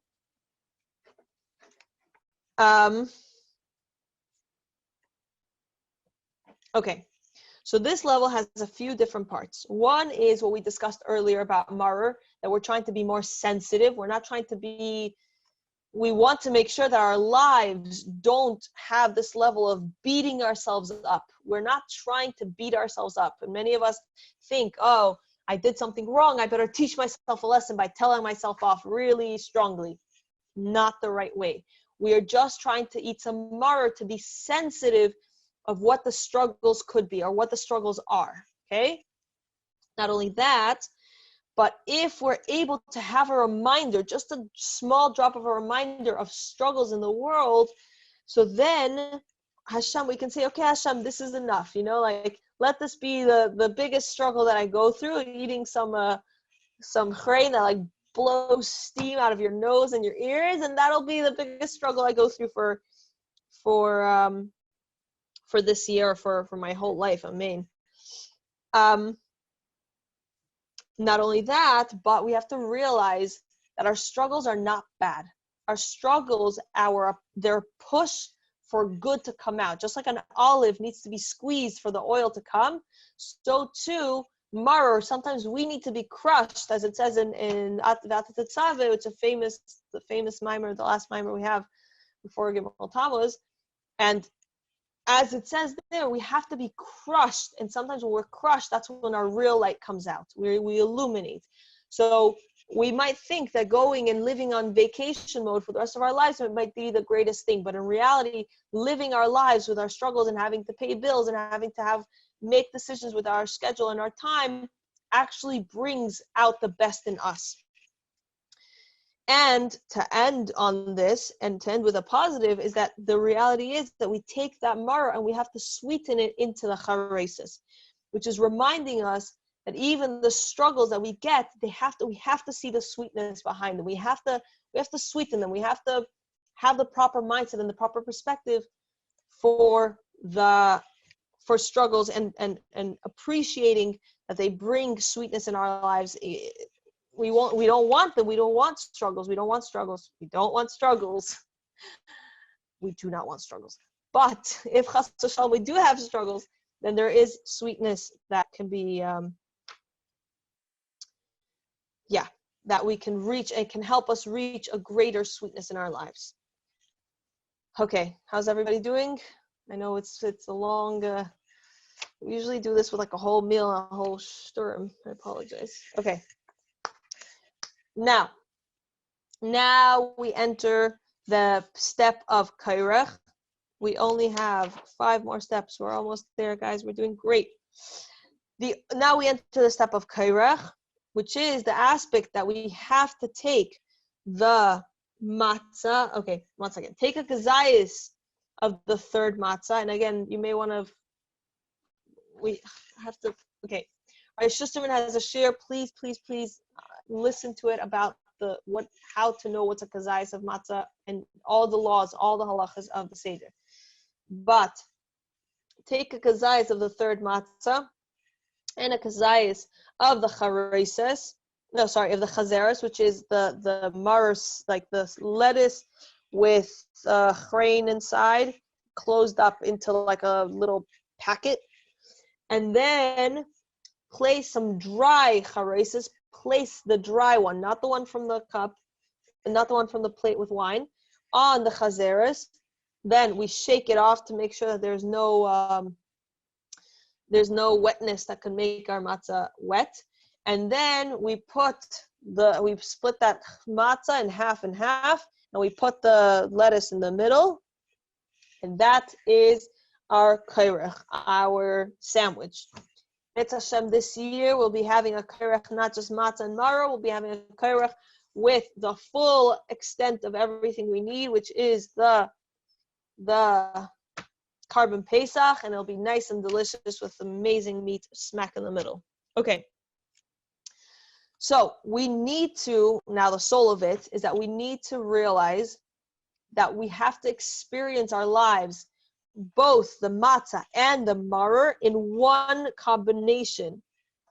The matzah is earthiness and bittul, right? And the maror is bitterness, which is technically dipped in the sweet charesis, which reminds us that in life, there has to be a time for everything. There's a time to be b'simcha. There's a time to go to not that we have to go through struggles, but we do. We live right now until Mashiach comes, maybe right now. But until that happens, we live through struggles, and we have to also embrace the struggles. We can't hide and pretend that struggles don't exist. Hiding, again, we said this by Magid. At some point, we're going to have to deal with all the stuff that we're hiding, all the skeletons in the closet that we're hiding from, whether it's our fears or our struggles. And now the Pesach Seder is our time to bring out those skeletons from the closet and deal with them. So we have to realize that our life is a mosaic of simcha, of bittul, of all the different steps and all the different parts. And we have to put them together, and we have to realize they're all coming from Hashem. Both the bittul is coming from Hashem, the pain is coming from Hashem, the sweetness is coming from Hashem, all of it is coming from Hashem, and we have to realize that it's all a part of our lives and not hide from it. Embrace it and learn what we need to learn through every single one of the steps, just like we're doing here in our steps now. And when we have that freedom, when we have a freedom to think, we have a freedom to question, we have a freedom to do this process, then we're able to actually take the lessons we're meant to learn and live the life we're meant to live by living each step as it's meant to be. All right. Now, the beauty of Shulchan Aruch, which is like, woohoo, we made it, we get to eat, stuff our faces, and all good things. We begin with our egg. So the first thing we do after we finish eating all of our matzah and and again, remember to eat all of the matzah, remember to eat all the maror. You're supposed to eat the full extent of it, not just like a little nibble and like put it down. So once we finish that, we take the egg from the kaira, we crack it, peel off again, don't peel off the stuff before, it's gonna get all dried and crusty through all you do all this stuff. And you dip it in the salt water. And then, Chabad custom is not to recline while eating the meal. Then you're supposed to eat enough of the meal so that you're satisfied with a drop. You know how people joke, the kids joke that like you have an extra stomach just for the dessert. So that extra stomach for tonight is meant for the afikomen. Stick your dessert in the regular stomach and leave the extra stomach for the afikomen, and that's how we're gonna do. And the Chabad minhag is not to put our matzah in anything wet. So, okay, if I were everybody, I would buy a gallon Ziploc bags. This is what we do in my house, and it makes life easier for me. Again, this is just what we do. I buy gallon Ziploc bags, and we give every person the amount of matzah they're meant to eat, or whatever, so that by the time it comes, we eat our matzah like holding our baggie. And there's a famous, not famous at all actually, but it's a family story in our family, which everyone's gonna laugh. But when somebody in our family was becoming from, they got invited to Pesach Seder, and they have an incredible heart, and they're just like the sweetest person ever. And so they saw that everybody was eating and they didn't have bags, so all the matzah crumbs fell all over the floor. So he was very, very sweet, and he decided he's going to ask the lady of the family. She's like, oh, where's your vacuum? I want to help you. And so she's like, no, don't worry. And she was trying to make sure not to embarrass him. In the end, he'd been there long enough that he remembered where the vacuum was. So he goes, he plugs it in, and he starts vacuuming the place. And anyway, so it's a great story. Please don't try this at home. Like all good things, don't try that at home. But the point is, many of us don't appreciate having all the crumbs all over the floor. So what we do in our family is that we eat in our little baggie. We set our baggies aside, and when it comes time to bring everything else to the table, we are able to just have it cleared and not have crumbs all over the table. Okay? Now, Shulchan Aruch, The soul of Shulchan Aruch. What's the soul? The soul of Shulchan Aruch is actually very, very powerful. Shulchan Aruch is, just like we said earlier, by matzah, it's this level of battle, right? So now we spent all this time working on ourselves and really taking our struggles and working through them and washing our hands and separating ourselves and connecting to our nefesh kiss and dipping it in the, all these good things. And now we sit down and we have a regular human meal. Whether we have guests in our apartment or we have me, myself, and I, we can have all kinds of conversations and we can do all kinds of things with our food, right? So we could overstuff, we could understuff, we could end up talking about coronavirus the entire Pesach night, right? But Shulchan Aruch is this time when you have this empty space to see how well am I doing with the achlatas I just worked on, right? We just made ourselves more sensitive. We just turned ourselves more towards Hashem. We just made positive resolutions for the future. Now is the time to live with them. Now is the time to really connect and re-enter our regular lives, quote unquote, our regular lives, with this new amazing mindset, right? So Shulchan Aruch it's kind of like a test, the test of this battle. How am I doing when I just go back to my regular stam me? Okay, so let's try and be sensitive. Let's try and think about it and reconnect. If you want something to think about, there's a Maivish here that you can have a whole beautiful discussion and have a beautiful holy discussion for yourself. How are you turning to Hashem in a stronger, more powerful way with your personal freedom now? Okay.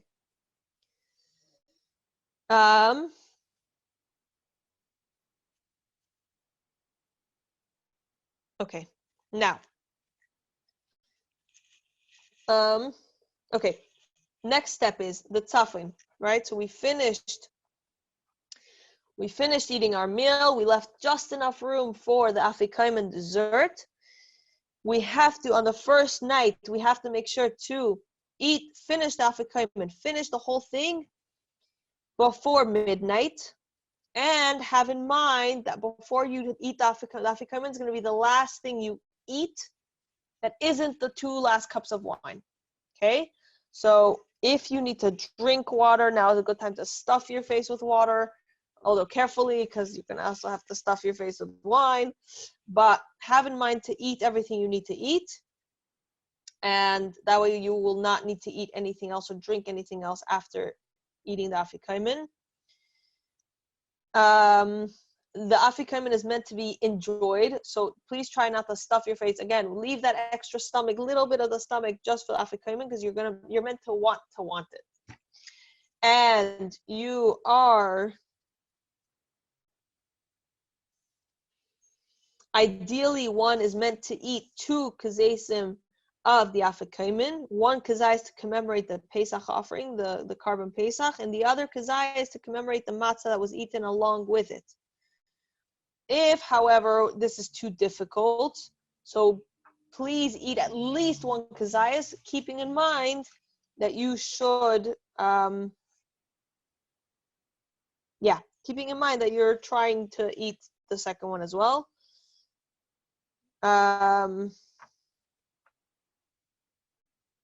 Okay, being that from the amount of the afikomen that you set aside, it's not enough to fulfill those 2 kazesim. So take the afikomen and then add some from different matzah. And the afikomen is eaten while reclining on the left side.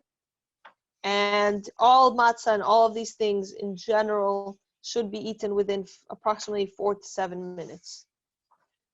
Also, by the way, this is something to learn in general in your all the time. When we make hamaitzi, we are supposed to eat a kazayis. I mean, it's much easier with challah, it's so fluffy and big, but we're supposed to eat a kazayis within 4 to 7 minutes. So even if you wash at somebody's house or you're making Shabbos in your own apartment, keep in mind to eat that amount of challah as you right after you make the bracha. Okay. Now, Mm.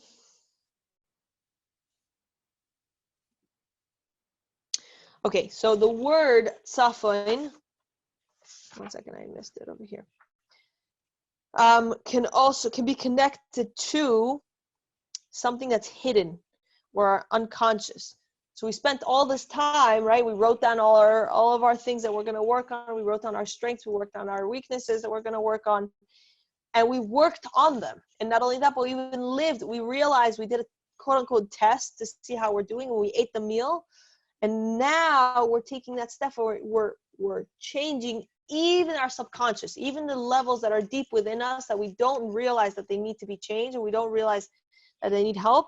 We're even fixing those so that we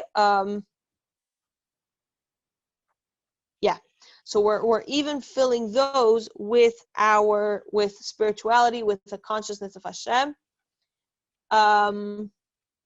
Also, the afikoima is meant to be eaten as a dessert, not for sustenance, but for pleasure. So before we ate the matzah that we ate earlier is the bittul. One second.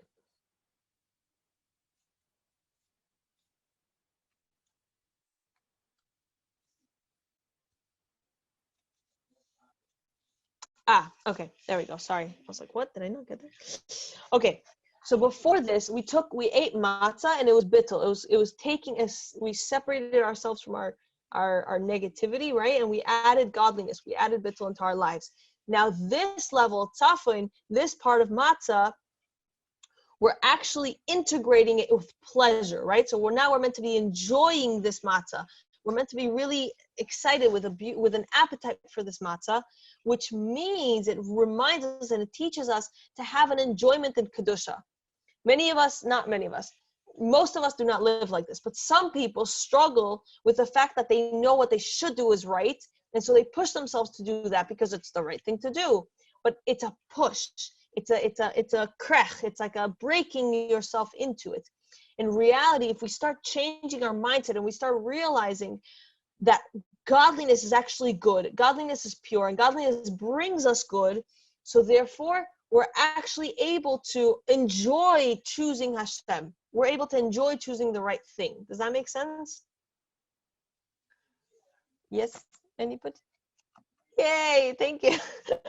I feel like I've been rambling. Okay.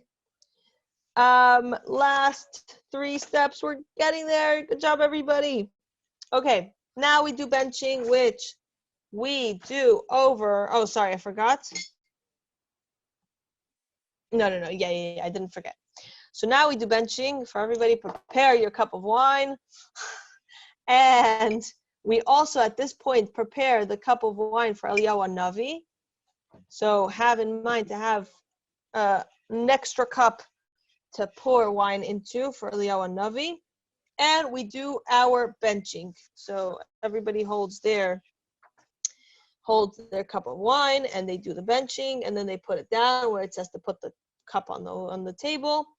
And then as soon as we finish benching, we drink our 3rd cup of wine. So l'chaim, everybody, your 3rd cup of wine. And you drink the entire cup and without interruption, and you lean to the left, okay? So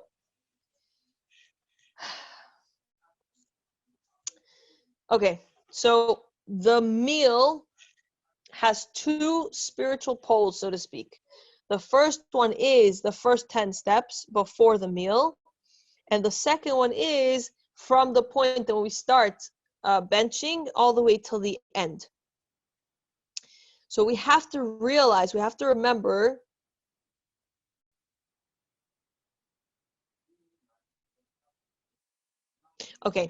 have to remember that to sandwich our life experiences with Kedusha, right? So most of us, hopefully, start our day by learning some sort of Chassidus, by davening, by setting our minds straight, right? Then we live the rest of the chunk of the day, most of the time is at work, or getting to and from work. I mean, now it's from your bed to your table, probably. But that process is a process. And then we have to go and we have to remember to end our day again with Kedusha, with godly perspective. So we have to make sure to attend living Chassidus classes, and we have to make sure to learn at night and make sure to, say Shema before going to bed and all these good things, right? So it's a sandwich experience. So too here, we're reminding ourselves that godliness, our materialistic life needs to be sandwiched with Kedusha so we can make sure to have our Hashem glasses on at all times, and we have the strength to elevate the material with the spiritual by using it for spirituality. So once we do that, we're able to say Hallel, which finishes off the last bit of Hallel. And I missed something. Sorry, I apologize. We go to the door. Where is it? Here it is. And we take all doors between the Seder, where the Seder is being conducted, and the outside are opened, and the following paragraph is recited. Those sent to open the door recite the paragraph at the front door, and all others recite it while seating. I wonder what we're going to do. We'll see what happens. And then weeknights, it's customary to take lit candles to the front door. So keep in mind, some people actually, I think we did this last year, that you set 2 separate candles in addition to my Shabbos candles, because I'm pretty sure that's what we did last year. And then they're easy. I just missed the comment. Okay, I'll see it in a minute. They're easy to carry to take to the front. So keep in mind to set up a candle so that you can carry it to the front door, and have in mind to have candle and Seder and door open. Haggadah and door open. Then we say this paragraph. It says in, one second, where is it? It's a very, very important thing. So it says, the Friedrich Rebbe tells us, my father once told me, Yosef Yitzchak, during the Seder, one must think about becoming a mensch, and Hashem will help. This is especially true when opening the door for Eliyahu. Don't daven for materialistic things, daven for spiritual blessings. Okay, so keeping that in mind, make sure this Eliyahu Navi is coming to visit us. Make sure to daven for beautiful spirituality, because again, everything you get in brachas you get in spirituality will bring you brachas in gashmis as well. Okay, now we close the door and we go back and we start our Hallel. Yay! Okay, Hallel represents this level of, if you know Hallel and sing song, please sing it at the top of your lungs. It'll be the sweetest, most amazing sound that Hashem will hear the whole night. And yeah, there we go. Now, Hallel represents this idea of surrendering ourselves up to Hashem, right? Because we did all these steps. We took all the steps that the Eibusher gave us. Hashem said, I'm giving you 1 night or 2 nights. Woohoo, yay.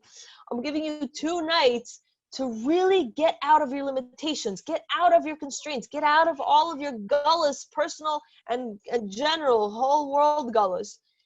And we did all of our steps. We did our part. Remember? We did every single one of the steps. And now we say, Hashem, there might be other things that I haven't taken care of yet. But those things you're going to help me with. And Hallel is singing to Hashem and saying, Hashem, I have done my part. You finish off the rest. Please help me with the rest. And we have to give ourselves over to say, Hashem, I let you finish off the rest. I allow you to take charge, and I allow you to take over the parts that I have not yet the parts that I have not yet accomplished on my own. Hashem, you're going to help me with them. Now, we finish Hallel with our, there it is. We finish Hallel with our last cup of wine. L'chaim, everybody.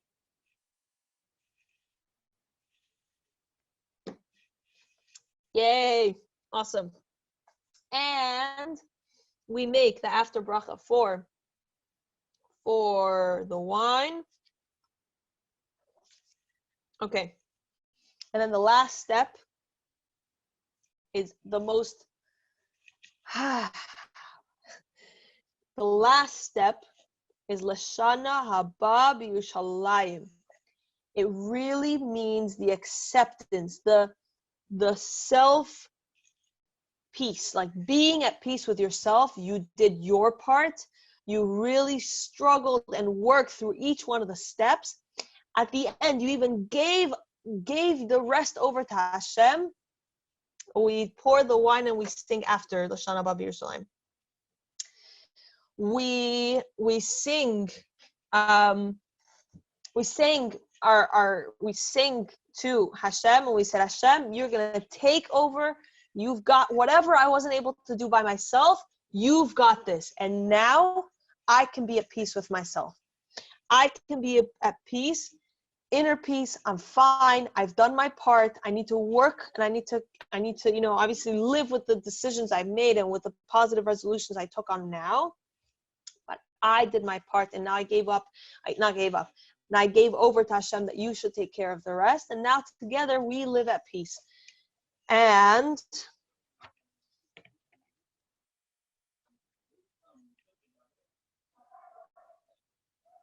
yeah. So now we've reached a point where we've completed the entire Seder, and Hashem has accepted us favorably. So we have Nirtza, we did it. We did it, everybody.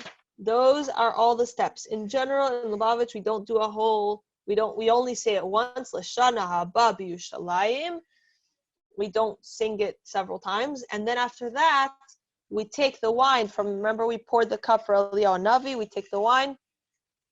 We somehow magically, after drinking 4 cups of wine, I don't know how we managed this, we somehow managed to put a lot of wine from a big cup into a little hole with whatever of the wine bottle. You guys can figure it out and tell me how it went. And we sing Keiliata, and most of us, after 4 cups of wine, and really enjoy singing Keiliata, highly off tune, but it is a wonderful, beautiful, out of body and out of this world experience. And I hope, let me just make sure. Yeah, I hope this Pesach Seder, we will spend it together, the entire Bnei Israel, and how much more so together. All the members of Living Chassidus, no more gullus. Everybody who needs a refuah shlema will have a refuah shlema, and everybody that needs everything that they need will no longer have that need, and we will share together with Mashiach in Yerushalayim. Amen. Okay, now, there are more pages of your booklet. Your booklet, the newer version. You can definitely enjoy. There's lots of really cool exercises and amazing things to read. So I hope everybody gets to enjoy it and learn. And yes, Lashana Haba B'Yushalayim. See you guys very, very soon.